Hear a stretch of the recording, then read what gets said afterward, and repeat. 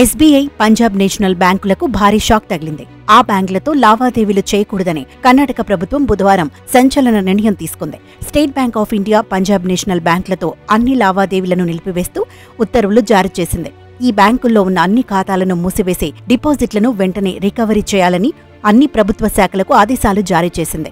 బ్యాంకుల్లో డిపాజిట్ చేసిన ప్రభుత్వ నిధులను దుర్వినియోగం చేశారన్న కారణంగానే ఈ నిర్ణయం కర్ణాటక ప్రభుత్వం తీసుకున్నట్టు తెలుస్తోంది. ఈ మేరకు అన్ని రాష్ట్ర ప్రభుత్వ శాఖలు, ప్రభుత్వ సంస్థలు, కార్పొరేషన్లు, బోర్డులు, స్థానిక సంస్థలు, విశ్వవిద్యాలయాలు ఇంకా ఇతర సంస్థలు ఈ 2 బ్యాంకుల నుంచి తమ డిపాజిట్లు, పెట్టుబడులను వెంటనే ఉపసంహరించుకోవాలని రాష్ట్ర ఆర్థిక శాఖ ఉత్తర్వులు జారీ చేసింది. కొత్త డిపాజిట్లను చేయొద్దని ఆదేశాలు జారీ చేసింది.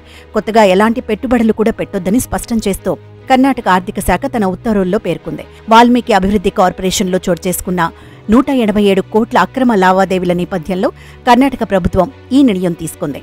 ఈ బ్యాంకుల నుంచి ప్రభుత్వంలోని అన్ని విభాగాలు, వర్సిటీలు, సంస్థలు తమ ఖాతాలను ఉపసంహరించుకోవాలని సూచించింది.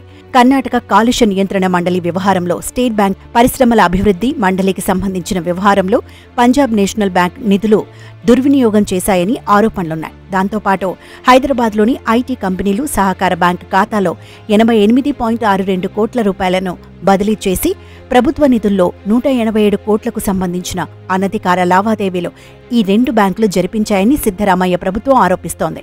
ఈ నేపథ్యంలో సిద్ధరామయ్య ప్రభుత్వం ఈ సంచలన నిర్ణయం తీసుకుంది. కాగా ఈ 2 ప్రభుత్వ రంగ బ్యాంకులే కావడం గమనార్హం.